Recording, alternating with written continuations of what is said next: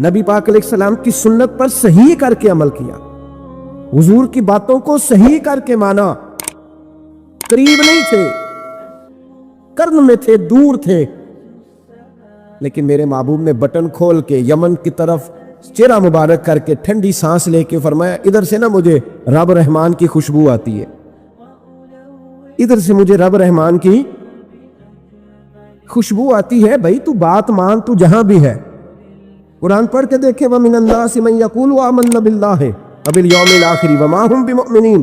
محبوب تیرے سامنے آ کے لوگ کہتے ہیں ہم اللہ پر اور آخرت پر ایمان لائے، تیرے سامنے آ کے کہتے ہیں، پر محبوبہ یہ ایمان والے، اللہ کہہ رہا ہے یہ ایمان والے، ایک نے سامنے آ کے اچھے تلفظ سے کلمہ پڑھا ہے، اور اللہ فرماتا ہے محبوب یہ ایمان والا، اور ایک دور یمن میں بیٹھے ہیں، ظاہراً ملنے بھی نہیں آئے، لیکن محبوب نے ٹھنڈی آہ لے کے فرمایا یار مجھے رب رحمان کی خوشبو آتی ہے، تو گھر۔ اس کی دلیل مسند امام احمد بن حنبل کی ایک مضبوط حدیث پڑھ دوں تاکہ بات یاد رہے۔ حضرت معاذ بن جبل رضی اللہ تعالیٰ عنہ فرماتے ہیں نبی پاک نے مجھے یمن کا گورنر بنایا، جب میں جا رہا تھا نا اللہ کے حبیب نے مجھے کئی نصیحتیں فرمائی، ان میں سے ایک بات حضور نے یہ فرمائی کہ یاد رکھنا جب بندہ اللہ سے ڈرتا ہے تو اللہ اس کی مدد فرماتا ہے، یہ حضور نے نصیحت فرمائی۔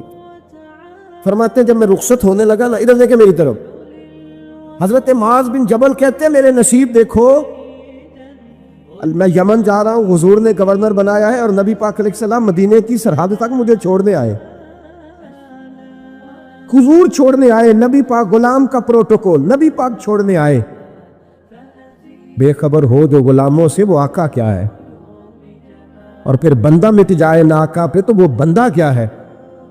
حضور چھوڑنے آئے، ساری باتیں بتانے کے بعد حبیب نے فرمایا معاذ ایک بات آخری سن لے۔ یا رسول اللہ وہ کیا؟ فرمایا ہو سکتا ہے جب تو واپس آئے تو تیری میری ملاقات نہ ہو اور تو میری قبر سے گزرے۔ حضرت معاذ گھوڑے پہ بیٹھے تھے، چھلانگ لگا کے قدموں میں آ گئے، کہنے لگا یا رسول اللہ میں نے گورنری کیا کرنی، مہربانی کرے، جنہ دے دل بر جانی وچھڑن کون روے پھر تھوڑا، یہ سب روگاں دا روگ محمد جس کا نام وچھوڑا۔ حضور نہیں جانا، یہیں رہنے دے۔ تو یہ مسند امام احمد بن حنبل میں حدیث موجود ہے، محبوب نے کندھوں سے پکڑ کے اٹھایا اور سینے سے لگایا، فرمایا معاذ تو جہاں بھی جائے تقوی اختیار کرنا، میرا امتی اگر متقی ہو تو میں اس کے ساتھ ہی رہا کرتا ہوں، شرط یہ ہے کہ پرہیزگار ہو، متقی۔ حضرت ویسے کرنی سے حضور کو خوشبو آتی، یہاں امتی بات نہیں مانتا، عمل نہیں کرتا، بلکہ تاریخیں دیتا ہے، کہتا ہے نماز روزے آئیں گے تو پھر شروع کروں گا، اور داڑھی جب سارا سر سفید ہو جائے گا پھر رکھوں گا، اور سچ تب بولوں گا جب ساری دنیا بولنے لگ جائے گی، پہلے نہیں بولوں گا۔ او بھائی آج آغاز کر ابھی سے۔ زندگی میں گمان، سوچ، اپنی نفسیات کو ہمیشہ اچھا رکھیں، کبھی بھی اپنے آپ کو الجھاؤ کا شکار نہ ہونے دیں۔ جس آدمی نے سکون لینا ہے اس نے بھی یہاں سے لینا ہے، اپنے اندر سے۔ جس نے مطمئن ہونا ہے اس نے بھی خود بخود ہی ہونا ہے، اور جس شخص نے بے سکون رہنا ہے اس نے بھی خود بخود ہی رہنا ہے۔ میرے نبی کریم علیہ السلام نے اپنے صحابہ کو مطمئن زندگیاں فراہم کی، اطمینان بخش رویے حضور نے دیے۔ آپ غور فرمائیں گے کہ غریب ترین صحابہ بھی جب کوئی ان سے پوچھتا تھا کیفیت کیا ہے تو وہ کہتے تھے الحمدللہ اللہ نے ہمیں نبی کریم کا غلام بنا دیا ہے۔ اب ہم خود اپنے آپ کو اتنا نفسیاتی طور پر کمزور کر لیتے ہیں، سوچ سوچ کے کہ فلانا بڑا ہو گیا ہے میں چھوٹا رہ گیا ہوں، فلاں آدمی آگے نکل گیا میں پیچھے رہ گیا ہوں۔ یہ چیز انسان کو کمزور کرتی ہے۔ انسان اگر یہ تصور کر لے کہ جو میرے حق میں بہتر تھا میرے رب نے مجھے عطا کر دیا ہے، اسے سکون نصیب ہوتا ہے، پھر نفسیاتی مسائل ختم ہوتے ہیں۔ बड़े बड़े समझदार लोगों को काला जादू हो जाता है, और बड़े बड़े अक्लमंद लोग होते हैं जिनकी भाभी उन्हें नज़र लगा देती है। बड़े बड़े समझदार लोग होते हैं कि जिनकी दुकान के आगे कोई तावीज़ फेंक जाता है। बड़े समझदार लोग हैं लेकिन वो छोटी छोटी बातों से इतने कमज़ोर हो गए कि सांप से डरते डरते रस्सियों से भी डरना शुरू कर दिया। रस्सियों से, वो जी मैं सुबह कल चल रहा था तो मेरे पीछे कोई चल रहा था, तो मैंने कहा साया होगा आपका, कोई साथ चलता है। एक हदीस है तिरमिज़ी शरीफ की, इसे याद कर लें, बड़ा नफ़ा देगी। मेरे नबी करीम अलैहिस्सलाम ने फरमाया, अगर सारी दुनिया मिल के भी तेरा नुकसान करना चाहे तो जब तक रब की मशीयत ना हो तेरा नुकसान हो नहीं सकता। ख़त्म हो गई बात, बाहर आ जाए इस चीज़ से। और फरमाया सारे ज़माने के लोग मिलकर तेरा नफ़ा करना चाहें तो जब तक अल्लाह ना चाहे वो तेरा कोई नफ़ा कर नहीं सकते। नुकसान भी अल्लाह की मशीयत पे है, नफ़ा भी अल्लाह की रज़ा पे है। तो फिर आप बिना वजह लोगों को देखकर टेंशन क्यों लेते हैं? परेशानी काहे की है? आजमाइश किस बात की है? अपने आप को सुकून दें, अपने आप को मुतमईन करें, कहें रब बड़ा ही मेहरबान है, उसने जहां अच्छा समझा है वहां उसने मुझे रखा है। अपने ज़हन को इत्मीनान दें, सुकून दें। मेरे नबी करीम अलैहिस्सलाम की पूरी हयात मुबारका में आपको शिकवा नहीं मिलेगा कहीं भी। हुजूर यतीम पैदा हुए, कितनी दफ़ा आपको किताबों में मिलता है कि हुजूर रोए हों कि मेरा बाप होता तो ऐसे होता, मेरी अम्मा होती तो ऐसे होती। हम रोज़ नहीं रोते। नबी करीम सल्लल्लाहु तआला अलैहि वसल्लम ने अपनी ज़िंदगी सारी आजमाइशों में गुजारी। कहीं आपको महसूस होता है कि नबी करीम सल्लल्लाहु अलैहि वसल्लम किसी के पास बैठे और फरमाया आओ मैं तुम्हें अपने दुख सुनाऊं? हमें तो मसला बन गया है। हम लोगों ने अपने आप को गैर मुतमईन बना लिया है। हम उन सारी चीज़ों की डिमांड करते हैं जो हमारे मालिक ने मुनासिब नहीं समझी हमें देनी। हमें अपने आप को मुतमईन करना चाहिए, सुकून में रखना चाहिए। अगर आप थोड़ा सा अपने आप को सुकून दें, इत्मीनान दें, कहें अल्हम्दुलिल्लाह, अल्लाह तबारक व तआला जहाँ जिसको चाहता है वहाँ उसे बिठा दिया करता है। फिर हम लोगों का मनसब छीनना चाहते हैं, हसद करते हैं, बुग़्ज़ पैदा होता है, अदावत पैदा होती है, नुकसान होता है। फितरी तौर पर जो सलाहियतें अल्लाह ने दी होती हैं उनको भी जंग लग जाता है। जंग लगने लगता है उन सब चीज़ों को जो अल्लाह ने अपने फजल से हमें दी होती हैं। तो बात को याद रखें, ज़िंदगी में आप मुतमईन हो जाएं कि रब करीम ने जो दिया है वो कमाल ही दिया है, कमाल ही। हुजूर की एक ज़ौजा मोहतरमा थी तो उनके हाथ ज़रा लंबे थे, मोमिनों की माँ। बाज़ ख़वातीन ने उनसे कहा कि लंबे हाथों वाली, हम बना लेते हैं ना ये भी बात कि उसका नाक मोटा है तो इसकी आंखें छोटी हैं, तो उसके कान बड़े हैं तो इसके हाथ कैसे हैं। तो कहा लंबे हाथों वाली, तो परेशान हो गई। नबी करीम अलैहिस्सलाम तशरीफ़ लाए, क्या हुआ? इसकी या रसूलल्लाह मुझे लंबे हाथों वाली कहते हैं। तो हुजूर फरमाने लगे ये परेशान होने वाली बात है कि खुश होने वाली बात? या रसूलल्लाह क्या मतलब? फरमाया तू कह कि रब ने लंबे हाथ इसलिए दिए हैं ताकि मैं सखावत ज़्यादा कर सकूँ। मैं सखावत ज़्यादा, ये जो मेरा चेहरा है ना, ये जो आपका चेहरा है, ये आपकी चाहत है कि अल्लाह की? फी अय्यि सूरतिन मा शाअ रक्कबक। अल्लाह फरमाते हैं जैसे मैंने चाहा है वैसे तुझे बनाया है। तो अगर मेरा मोटा नाक, मेरी छोटी आंखें, मेरी बड़ी आंखें, मेरे चिपटे कान, ये मेरे तो नहीं, ये तो मेरे रब की चाहत है। मुझे अपने मोटे होंठों से नफरत करनी चाहिए कि अल्लाह की चाहत से प्यार करना चाहिए? मुझे अपने काले रंग पर परेशान रहना चाहिए कि रब की चाहत पर मुझे प्यार आना चाहिए? अल्लाह की चाहत पर प्यार कर, ये चाहत है अल्लाह की, ये चाहत है। तो अल्लाह की चाहत से मोहब्बत कर। तू परेशान हो रहा है, फलाने का रंग हो रहा है तो मेरा काला है, फलाने का मकान बड़ा है तो मेरा छोटा है, फलां बड़ी गाड़ी में कैसे बैठ गया? भाई अल्लाह ने चाहा था बैठ गया। अल्लाह ने मेरे लिए साइकिल पसंद की है, मुझे अल्हम्दुलिल्लाह कह के साइकिल पे बैठना चाहिए। उसने पसंद की है, उसकी रज़ा है कि मैं यहाँ रहूँ। तो एक बात तो ये हमेशा याद रखें कि आप अपने आप को मुतमईन करें, ज़िंदगी में सुकून दें। नफ्सियाती तौर पर हम बड़े डिस्टर्ब इसलिए हैं कि हम बेसुकून रहते हैं जानबूझ के, वजह ही कोई नहीं। लेकिन ना, जब तक ज़िंदगी है अल्लाह ने ज़िंदा रखना है, और जब वक्त आ जाना है तो फिर कोई हमें बचा सकता। तो टेंशन किस बात की है? डिप्रेशन किस बात का है? एक बात। दूसरी बात ये कि दूसरों की नफ्सियात का भी थोड़ा थोड़ा ख्याल करें। हम पता क्या चाहते हैं? सारे मेरे मुताबिक चलें, پھر نفسیاتی مسائل پیدا ہوتے ہیں جس میں کوئی شک نہیں ہوتا، لوگوں کا دماغ اس پہ بھی شک کر لیتا ہے، جس میں کوئی شک نہیں ہوتا ذہن انسانی اس پر بھی شک۔ نبی پاک بے مثل و بے مثال ہے، لا مثل لہ ولا مثال لہ، حضور کی مثل بھی کوئی نہیں اور مثال بھی ہے ہی کوئی نہیں۔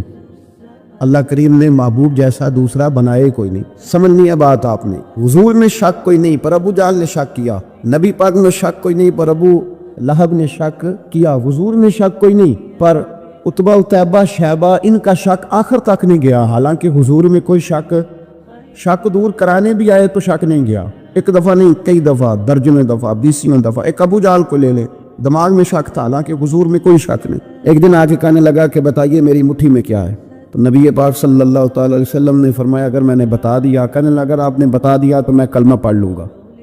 حضور نے فرمایا میں نے بتا دینا ہے پر تو نے کوئی نہیں پڑھنا، بتا دینا ہے۔ کہ بتائیے، تو حضور نے فرمایا چل سودا کر لیتے ہیں، اگر جو تیری مٹھی میں ہے وہی بتا دے پھر تیرا کیا خیال ہے؟ تو نبی پاک صلی اللہ تعالی علیہ وسلم نے کہا کیا بھائی ابو جہل کی مٹھی میں؟ تو اس کی مٹھی میں کنکر تھے، کنکروں نے کلمہ پڑھنا شروع کر دی۔ جب کنکروں نے کلمہ پڑھا، پتھر تھے وہ، انہوں نے کلمہ پڑھا، ابو جہل نے وہ کنکر زمین پہ پھینکے کہنے لگا اوہو تیرا جادو تو پتھروں پہاڑوں پہ بھی چلتا ہے۔ اب جملہ کہنے لگا ہوں سمجھ لینا، ابو جہل گوشت کا آدمی تھا، کنکر پتھر تھے، پتھر کلمہ پڑھ گئے، گوشت پوشت کا آدمی تھا پر کلمہ، کیونکہ یہاں کیا تھا؟ شک، اس نے آگے نہیں بڑھنے دی، گوشت پوشت کا شخص ہو کے پتھروں سے آگے نکل نبی پاک صلی اللہ علیہ وسلم کی خدمت میں آیا۔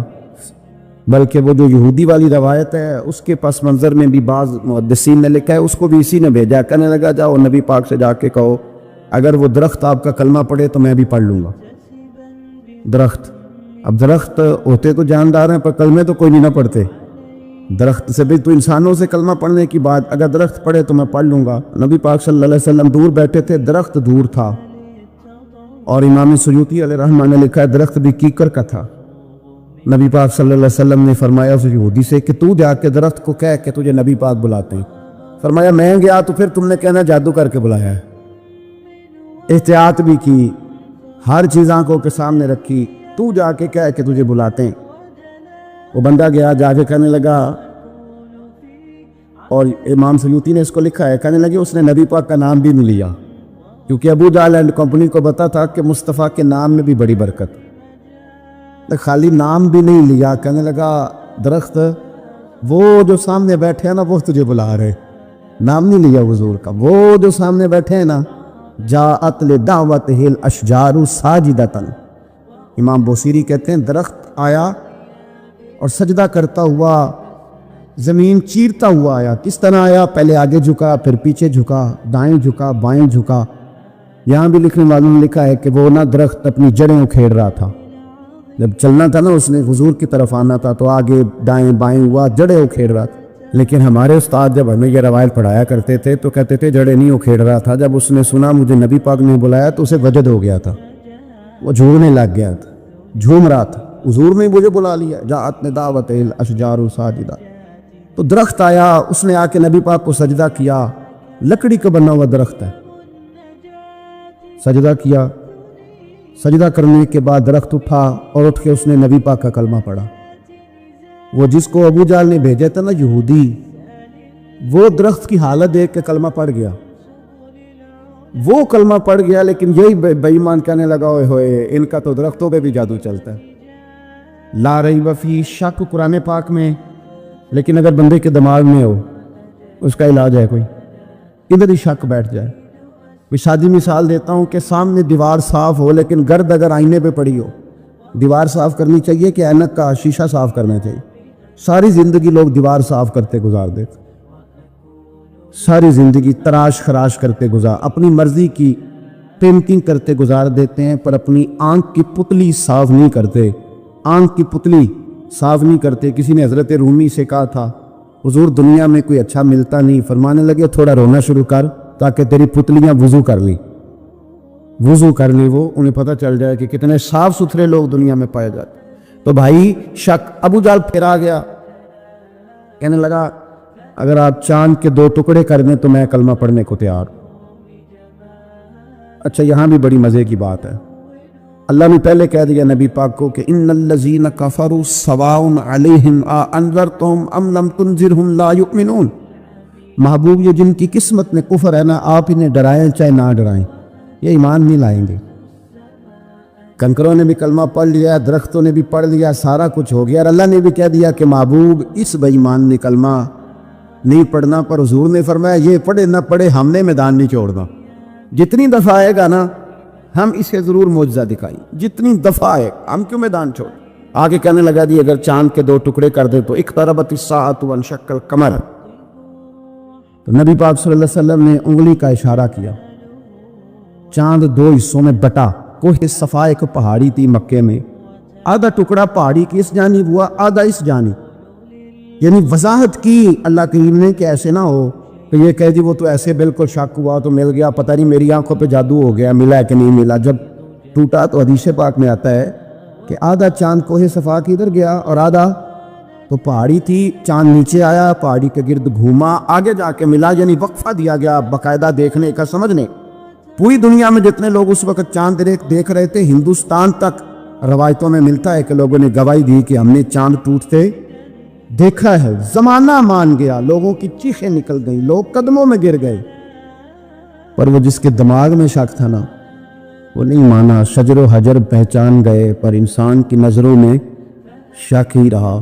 دنیا میں سب سے مجبور، کمزور، بزدل، کم فہم بندہ وہ ہے جس کے دماغ میں شک ہے، سب سے کم فہم آدمی، اس کی فراست روحانیہ زیرو ہے، وہ ایک ناکام شخص ہے، اس کو کسی پہ بھی شک پڑ جائے، کسی پہ بھی۔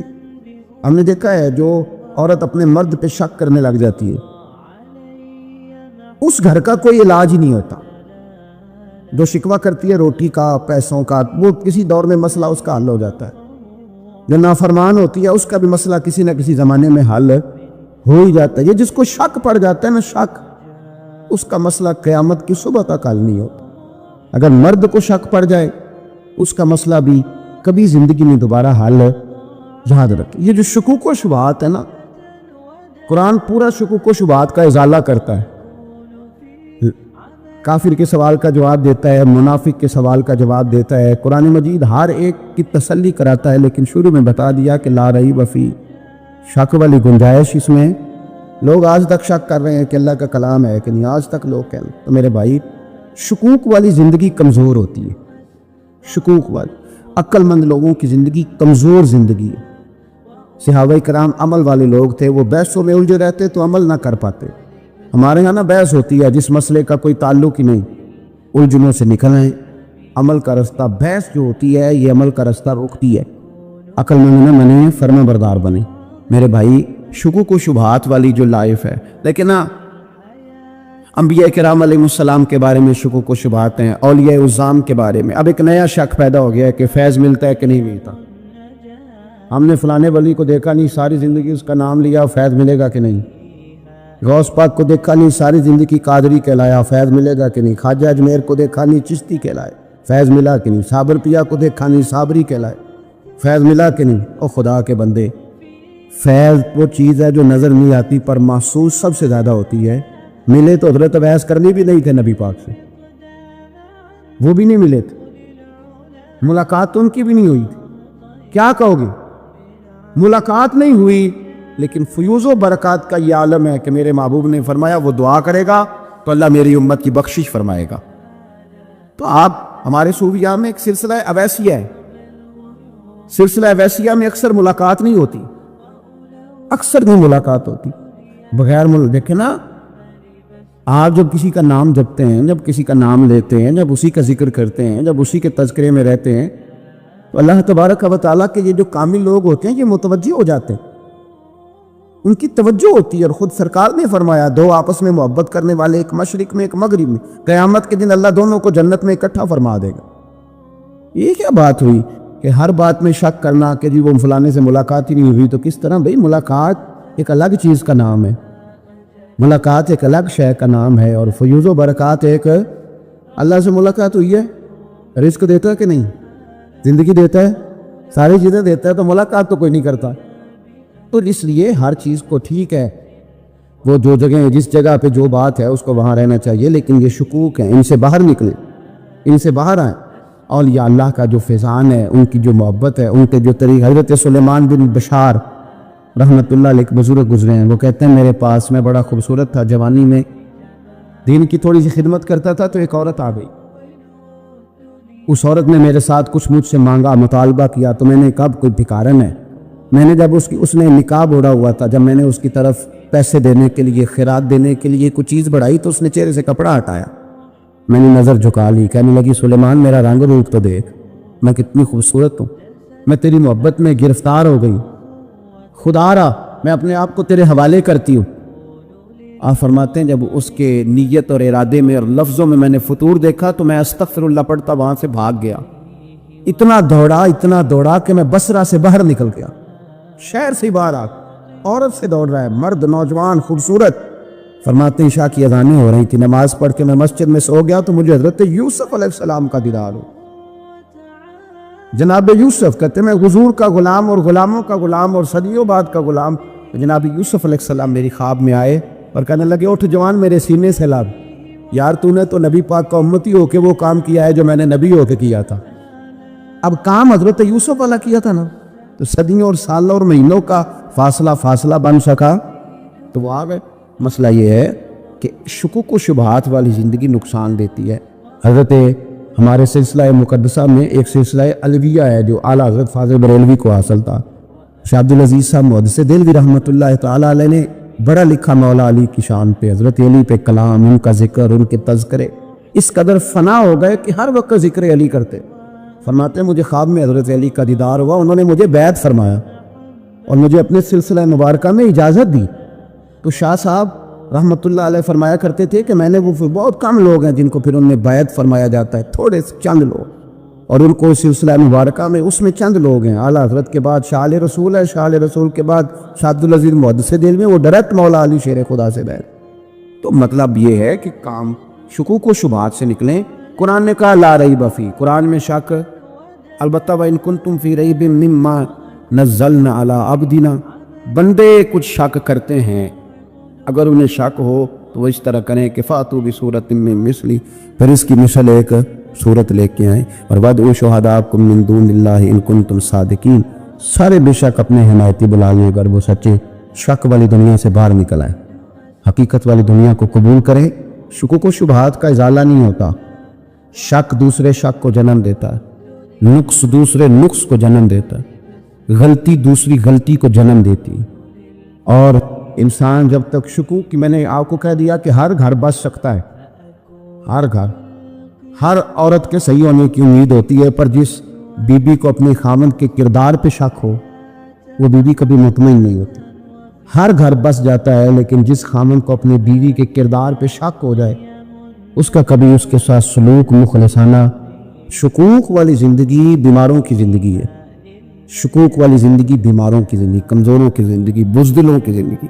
اس لیے حقیقت والی چیز جب تک آپ کے پاس کوئی چیز کلیئر ہو کے نہیں آتی، شریعت اسلامیہ نے بہتان کی سزا رکھی ہے 80 کوڑے، پتہ ہے آپ کو؟ جس نے ایسے ہی بہتان لگا دیا، دلیل ہی کوئی نہیں، ایسے ہی کہہ دیا کہ جی وہ مجھے شک ہے، جنہوں نے ایسے کیا، فرمایا اسے کوڑے مارو۔ شک کی بنیاد پر بہتان ترادی کرتا ہے، کوڑے کی سزا رکھی، 80 کوڑے مارو اس ظالم۔ یہ شک کر رہا ہے اس کو جب اس کے پاس دلیل ہی کوئی نہیں۔ یہاں بڑے بندے ہیں بات کر دیتے ہیں، کہتے ہیں جی وہ ایسا ہوا ہوگا، میں نے ایسا دیکھا تھا، ہوگا، کیا تھا، ممکن ہے۔ تو یہ شکوک ہے، اس شکوک یہ سامنے والے کا کچھ بھی نہیں بگڑتا، اس بیچارے کا کیا بگڑنا ہے۔ یاد رکھیں بڑی خوبصورت بات یہاں حضرت عبداللہ ابن مسعود کی، آپ فرمایا کرتے تھے جب کسی بندے پر بندے شک کرتے ہیں اور ناجائز شک کرتے ہیں، اللہ اس کی عزتوں میں اضافہ فرما دیتا ہے، اللہ اس کی شانیں عطا کرتا ہے۔ اپنی زندگی کو بیماریوں سے نکالیں، یہ روحانی بیماری ہے شک، اس سے باہر آ رہے۔ یہ ظلم ہے، اولیاء پہ بھی شک، صوفیاء پہ بھی شک، علماء پہ بھی شک، ہر بندے پہ شک، کوئی صحیح نہیں، سارے غلط، میں اکیلا صحیح۔ اس شک سے باہر آنے، یہ نفسیاتی مریض بنا دے گا، بے سکون کرے گا، بے قرار کرے گا، اور ایک وقت ایسا آئے گا کہ بے وقار کرے گا، آدمی کو رسوا کرے گا۔ نبی کریم علیہ السلام کے پاس ایک نوجوان داخل ہوا، اندر داخل ہوتے ہی اس نے فٹافٹ ایک بات کر دی، کہنے لگا یا رسول اللہ مجھے زنا کی اجازت دے دیں۔ میرے جذبات بہت بھٹک گئے، میں روک نہیں سکتا۔ ہمارے ہاں ہمارے گھر میں کوئی فون کرے تو ہم غیرت مند بن جاتے ہیں۔ میری غیرت کو گوارا نہیں کہ کوئی میرے گھر میں فون کرے، اور اگر میں کسی کے گھر میں فون کروں تو پھر غیرت کدھر گئی؟ پھر بھی آپ غیرت مند نہیں صاحب، پھر بھی آپ غیرت مند نہیں۔ اگر آپ کسی کے گھر فون کرتے ہیں آپ غیرت مند نہیں، تو یاد رکھیں اگر آپ یہ حرکت کر رہے ہیں تو پھر آپ کو بھی تھوڑا احساس ہونا چاہیے نا۔ نبی کریم صلی اللہ تعالیٰ علیہ وسلم سے اس نے کہا مجھے زنا کی اجازت دے دے، حضور فرمانے لگے آگے آ جاؤ۔ حضرت عمر کہتے ہیں مجھے بڑا غصہ تھا، میرا دل کر رہا تھا اٹھوں اور 2 تھپڑ ماروں اسے۔ طریقہ ہے بات کرنے کا۔ حضور نے بلایا، پاس بٹھایا، تھپکی دی، فرمایا ایک بات تو بتا، تیرے سوال کا جواب پھر دیتا ہوں، ایک بات تو بتا یا رسول اللہ صلی اللہ تعالی وسلم۔ ارشاد فرمائیے، حضور فرمانے لگے تو پسند کرتا ہے کہ تیری بہن کے ساتھ کوئی زنا کرے؟ پسند کرتا ہے تو کہ تیری بہن کے ساتھ کوئی زنا کرے؟ کہنے لگا حضور میں بات بھی سننا پسند نہیں کرتا۔ تیری بیٹی کے ساتھ؟ کہنے لگا حضور زبان اس کی کھینچ لوں گا جو یہ بات کرے گا۔ کہا تیری ماں، تیری پھوپھی، خالہ کا؟ حضور خبردار، کسی بندے کو میں اجازت نہیں دوں گا۔ رسول کریم فرمانے لگے جس سے تو زنا کی اجازت مانگ رہا ہے وہ بھی تو کسی کی بہن ہے نا، وہ بھی تو کسی کی بیٹی ہے۔ جو غیرت، جو حمیت یہ اپنے گھر کے بارے میں آتی ہے وہ دوسرے کے بارے میں کیوں نہیں آتی؟ جب نبی کریم نے اس نوجوان کو اس کے مزاج کے مطابق سمجھایا تو اس کی آنکھوں میں آنسو آ گئے۔ عرض کرنے لگا یا رسول اللہ صلی اللہ تعالیٰ علیہ وسلم، حضور زنا کی ارادہ تو ایک طرف، آج کے بعد میری زبان پر اس کا نام بھی نہیں آئے گا۔ آپ سامنے والے کی نفسیات کو دیکھیں، میں ہم لوگوں کی ذہن کے مطابق اترنے کو تیار نہیں، بس سارے میرے مطابق چلیں۔ یہ تو بات کو پیشوا کرے گا، مقتدا کرے گا، وہ بھی سمجھائے گا۔ رسول کریم علیہ الصلوۃ والسلام لوگوں کو جبرن نہیں جھکاتے تھے، حضور دلائل دیتے۔ نوجوان بچوں کو موقع دیں، انہیں سمجھائیں، انہیں قائل کریں، ان سے پیار کریں، ان کی نفسیات کو سمجھیں، اس کے مطابق ان کے ساتھ آپ ڈیل کریں۔ حضرت عمر فاروق گزر رہے تھے تو کسی باغ کے کونے میں کھڑے ہو کے کچھ بچے چھوٹے چھوٹے بچے وہ کھجوریں اکٹھی کر رہے تھے، تو حضرت عمر نے کہا کس کے باغ میں لگے ہوئے ہو؟ سب بچے دوڑ گئے۔ تو حضرت سنان بن سلمہ فرماتے میں ابھی چھوٹا تھا، میں کھڑا ہو گیا تو میں نے کہا حضور ہم نے توڑ کے نہیں کھجوریں کھائیں، گری ہوئی کھائی ہیں، اور آپ کو پتا ہے جو رستے میں گر جائیں وہ اٹھانی ناجائز نہیں ہوتی، تو حضور یہ گری ہوئی کھجوریں کھائی ہیں۔ تو کہتے ہیں حضرت عمر فاروق بچے کی بات سن کے کہنے لگے رب تیرا بھلا کرے، تو نے صحیح بات کی طرف میری توجہ کرا دی ہے، اللہ تیرا بھلا کرے۔ اور پھر حضرت عمر رضی اللہ تعالیٰ عنہ اس چھوٹے سے بچے کے پاس کھڑے ہو گئے، حکمران وقت 22 لاکھ مربع میل کا حکمران بچے کے پاس کھڑے ہو گئے، چھوٹے بچے کے پاس۔ دکان پہ غریب آدمی چڑھ آئے نا تو دکاندار صاحب اللہ ماشاءاللہ ان کا مزاج خراب ہو جاتا ہے، وہ تیسری چیز کے نا وہ والی نکاؤ دکان کے لینیاں سے لے تو جا، اور اگر تگڑا بندہ آ جائے تو کہتے ہیں جناب آپ کو اس طرح کرے نشاندہی کر دے، میں انشاءاللہ خرید کے لا کے پیش کر دوں گا۔ مزاج بدل جاتے ہیں، غریبوں کے پاس، چھوٹوں کے پاس، عام آدمی کے پاس آپ جائیں۔ ہمارے حکمرانوں کا غریب آدمی سے گیپ بہت زیادہ ہے، پیروں کا غریب آدمی سے گیپ بہت زیادہ ہے، بڑے علماء کا عام آدمی سے گیپ زیادہ ہے، تاجروں کا عام آدمی سے گیپ زیادہ ہے، شیشے کے بڑے بڑے محلات میں سوسائٹیوں میں بسنے والوں کا غریبوں سے گیپ زیادہ ہے۔ دوستو ایک بادشاہ نے خواب دیکھ لیا تھا، اس نے خواب دیکھا کہ میرے سارے دانت ٹوٹ گئے۔ اس نے ایک تعبیر بتانے والے سے تعبیر پوچھی کہ یہ میرے سارے دانت ٹوٹ گئے، اس کی تعبیر کیا ہے؟ تو وہ تعبیر بتانے والا پریشان ہو کے کہنے لگا بادشاہ بات بڑی خوفناک ہے، جو خواب آپ کو آیا ہے تعبیر بڑی خطرناک ہے۔ تعبیر یہ ہے کہ آپ کے سارے رشتہ دار، بہن بھائی، بیوی بچے آپ کی زندگی میں فوت ہو جائیں گے۔ بادشاہ کو بڑا غصہ آیا، اس نے سزا دی کہ کیسی خوفناک خبر سنا رہا، سارے چلے جائیں گے تو میں نے جی کے کیا کروں۔ کچھ دنوں کے بعد ایک اور تعبیر کرنے والوں کو بلایا اور اسے بلا کے کہا کہ میں نے یہ خواب دیکھا ہے کہ میرے سارے دانت ٹوٹ گئے ہیں، تو تعبیر کیا ہے؟ تو کہنے لگا بادشاہ یہ تو بڑا اچھا خواب ہے۔ اس نے کہا کیا مطلب؟ کہنے لگا اس خواب کی تعبیر یہ ہے کہ آپ کے خاندان میں سے سب سے لمبی عمر اللہ آپ کو عطا فرمائے گا۔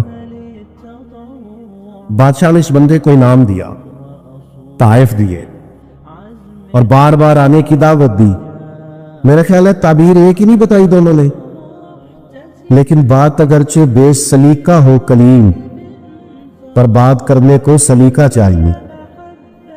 ہم نہ اپنے بچوں کو اس طرح سمجھاتے ہیں کہ وہ بچے بجائے سمجھنے کے ناراض ہو جاتے ہیں۔ ہمارا سمجھانے کا انداز بعض اوقات الا ماشاءاللہ توہین آمیز ہوتا ہے۔ ہمارا بعض اوقات بعض لوگوں سے ملنا، بعض لوگوں کے ساتھ ربط رکھنا، اس میں خوبصورتی نہیں ہوتی۔ دانائی، تدبر، حکمت، معاملہ فہمی، یہ ایک بڑا ضروری کام ہے، ایک بڑا سمجھداری والا کام۔ نبی پاک صلی اللہ تعالی علیہ وسلم نے ہمیں حکمت سکھائی، دانائی سکھائی۔ پتہ ہے مسائل کب ہوتے ہیں؟ جب ہم انہیں ذہن پہ سوار کر لیتے ہیں، اور جب پریشانی کو ذہن پہ سوار نہ کیا جائے پھر پریشانی نہیں رہتی، پھر بندہ آسانی سے اس پریشانی سے گزر جاتا ہے۔ بڑے تدبر کے ساتھ روزمرہ کے معاملات کو ڈیل کریں۔ میرے پاس ایک دوست اپنے بچے کو لے کے آئے، حضرت اس کو دم کر دیں، اور ساتھ انہوں نے کہنا شروع کیا باقی تو اس کے بہن بھائی بڑے اچھے تھے، یہ ضدی بھی بہت ہے اور اڑ بھی بڑی جلدی جاتا ہے، اور اس کے مزاج میں تلخی بھی بہت زیادہ ہے، اور اس کی طبیعت کے اندر سختی۔ دو چار باتیں انہوں نے کی تو میں نے کہا کہ آپ تو اس کے والد ہیں، اگر آپ یہ لب و لہجہ اس کے بارے میں بیان کریں گے یہ تو سارے خاندان سے کٹ جائے گا۔ آپ کو تو ایسا کرنا چاہیے تھا کہ اگر آپ اسے سمجھاتے بھی تو اس طرح سمجھاتے کہ اسے پتہ ہی نہ چلتا مجھے کوئی سمجھا رہا ہے۔ آپ اس کو ضدی کہہ رہے ہیں، اس کا تو ذہن بن جائے گا میں تو واقعی ضدی ہوں، طبیعت بن جائے گی، ذہن اس کا الجھ جائے گا۔ حکمت کے ساتھ اپنے مخالف کو بھی کبھی ڈیل کرے نا، آپ کی توجہ ہے میری بات پر، اپنے مخالف کو بھی کبھی ڈیل کرے نا۔ ہم نا بعض دشمنوں کو اتنی اہمیت دیتے ہیں کہ وہ تگڑے ہو جاتے ہیں۔ کچھ دشمن ایسے ہوتے ہیں جن کے بارے میں قرآن کا حکم یہ ہے کہ وَإِذَا خَاطَبَهُمُ الْجَاهِلُونَ قَالُوا سَلَامًا، جب تمہارا جاہلوں سے آمنا سامنا ہو تو تم نے کہنا ہے بھئی تمہیں سلام ہو۔ ہر آدمی سے الجھیں گے نہیں، ہر ایک سے بحث نہیں کریں، ہر ایک کے بارے میں یہ ذہن نہیں بنائیں گے کہ یہ بھی میرا دشمن ہے، یہ بھی میرا مخالف۔ اتنی جلدی اپنے ذہن کے اندر تناؤ نہیں پیدا کریں۔ ایک صحابی آئے حضور کی خدمت میں، مشکات شریف میں حدیث موجود ہے، عرض کیا یا رسول اللہ صلی اللہ تعالی علیہ وسلم، کفار آپ کا نام بگاڑ کے لینے لگے ہیں، معاذ اللہ ثم معاذ اللہ۔ وہ کہتے اگر ہم نے محمد مان لیا تو محمد کا معنی تو وہ ہے جس کی تعریف کی جائے بار بار، اب وہ نام بگاڑ کے معاذ اللہ آپ کو برا بھلا کہتے ہیں۔ تو وہ صحابی آئے تھے اور انہوں نے بڑی خوفناک طریقے سے بات سنائی، پر پتہ ہے حضور نے کیا فرمایا؟ فرمایا پتہ نہیں وہ کس کو گالیاں دے رہے ہیں، پتہ نہیں وہ کس کا نام بگاڑ رہے ہیں، مجھے تو اللہ نے محمد بنایا ہے۔ اپنے دشمن کو بھی آپ حکمت سے ڈیل کریں گے، آپ دیکھیں گے کہ آپ کو اس کو اتنا توانا نہیں کر دینا کہ وہ بعد میں زیادہ بڑا مسئلہ بن جائے۔ تو دھنائی، تدبر، حکمت، معاملہ فہمی، یعنی ایک شخص نے آ کے حضور کی بارگاہ میں عرض کیا میں شرط پہ کلمہ پڑھوں گا کہ میں نمازیں 2 پڑھوں گا۔ یہ صرف حضور کا اختیار ہے کہ نبی پاک کسی کو اجازت دے دے، ورنہ کسی اور کا اختیار نہیں ہے۔ میں فقط 2 نمازیں پڑھوں گا، اگر آپ اجازت دیتے ہیں تو میں کلمہ پڑھتا ہوں۔ اللہ کے حبیب نے فرمایا تو آ جا 2 ہی پڑھ لینا۔ شارحین حدیث نے لکھا ہے اس نے 2 نمازوں کی شرط پہ کلمہ پڑھا تھا، پھر وہ تہجد بھی پڑھا کرتا تھا۔ ہمارے ہاں نا لوگوں کو موقع ہی نہیں دیا جاتا مسجد آنے کا۔ یہ کبھی کبھی کچے نمازی آتے ہیں نا رمضان شریف میں، تو پکے نمازی انہیں گھورتے ہیں، کہتے ہیں تسی آ گئے فصلی بٹیرے، اور بھئی ان بچوں کو آ تو لینے دو اور دعا کرو یا اللہ مسجد آ گیا ہے، اب مہربانی فرما اس پہ رحمت کر، اسے پکا نمازی بنا۔ لیکن وہ دھانائی، وہ خاص حکمت، وہ معاملہ فہمی، وہ حسن جو نبی پاک علیہ السلام نے ہمیں دیا ہے، ہمیں اس معاملہ فہمی کو سمجھنا چاہیے، ہمیں موقع دینا چاہیے۔ دیکھیے جب صلح حدیبیہ ہوئی نا تو بعض شرائط ایسی تھی جو بڑی مشکل تھی صحابہ کے لیے ماننا۔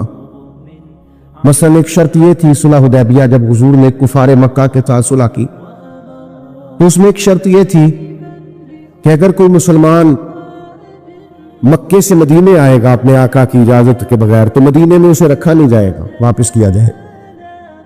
لیکن اگر کوئی مدینے سے مکہ جائے گا تو مکے والے واپس نہیں کریں گے.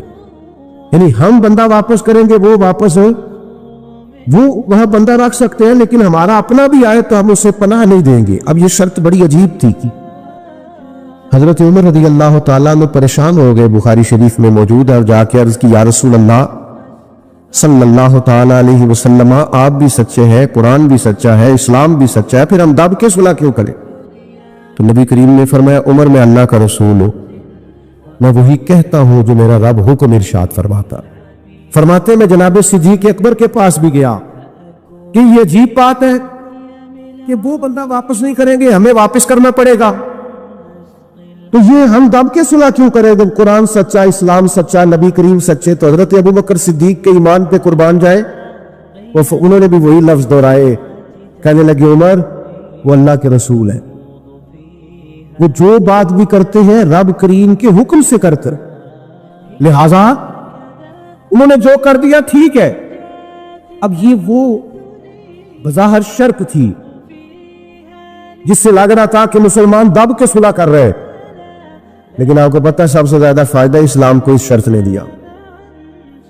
وہ جو مجاہدین اسلام مکہ مکرمہ سے ہجرت کر کے مدینہ طیبہ آتے، انہیں پتہ تھا کہ حضور علیہ السلام ہمیں نہیں رکھیں گے.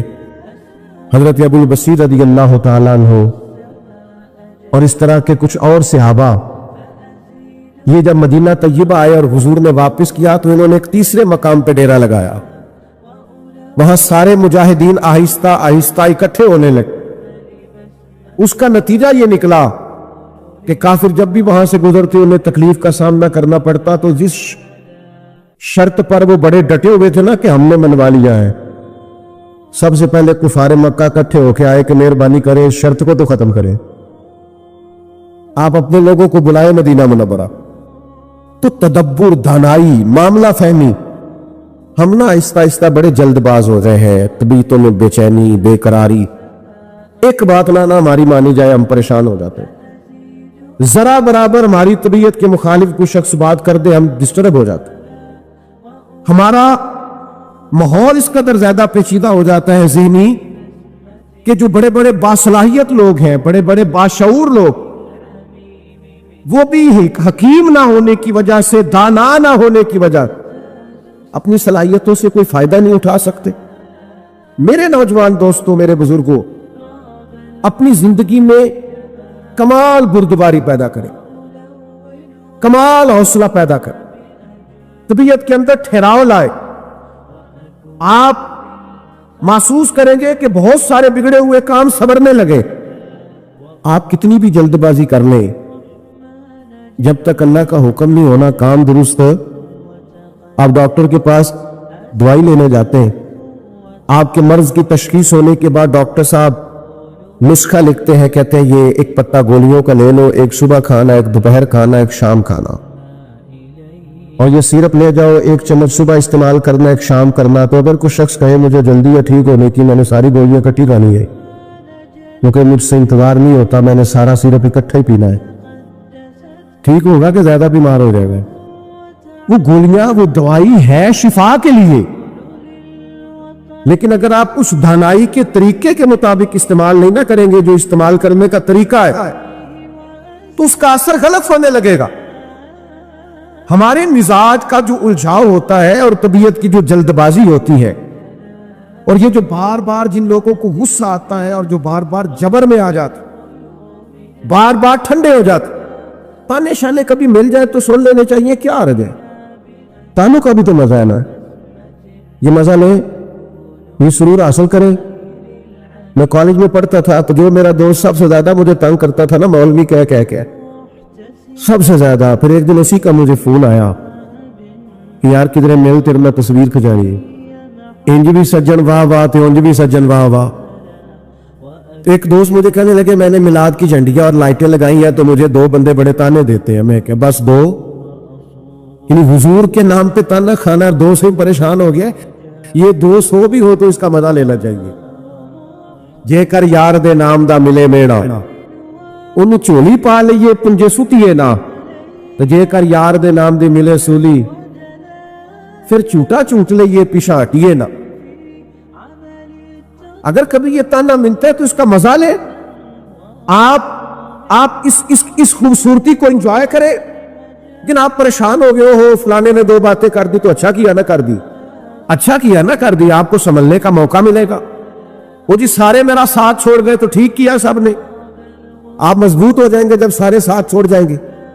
जब सहारे हट जाते हैं तो इंसान को संभलने का मौका मिलता है।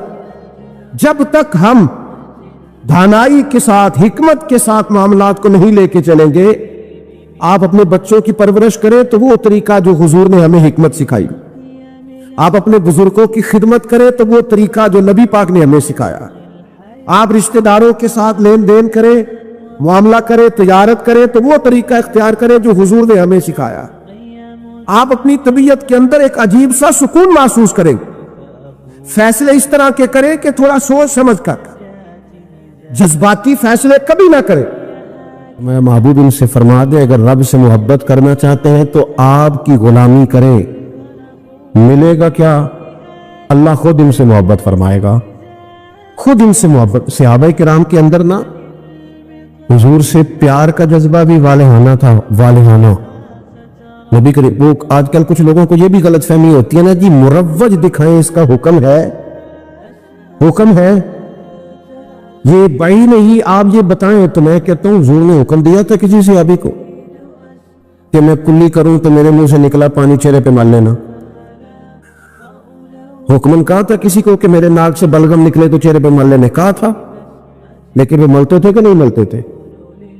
वालिहानापन था, हुजूर के साथ प्यार था, वालिहाना शौक था। लेकिन जिस तरह प्यार वालिहाना करते थे ना, वालिहाना, उस तरह बात भी वालिहाना ही मानते थे। बात भी, प्यार हम भी वालिहाना करते। हमारे यहां कहते हैं नारा लगाओ, फिर जोर से लगाओ, फिर दोनों हाथ खड़े करके लगाओ, फिर जनाब इस तरह करके लगाओ। ये सारी बातें ठीक है, ये वालिहानापन है, अच्छी बात है। लेकिन ये भी तो बताएं कि हुजूर की बात भी वालिहाना मानते हैं।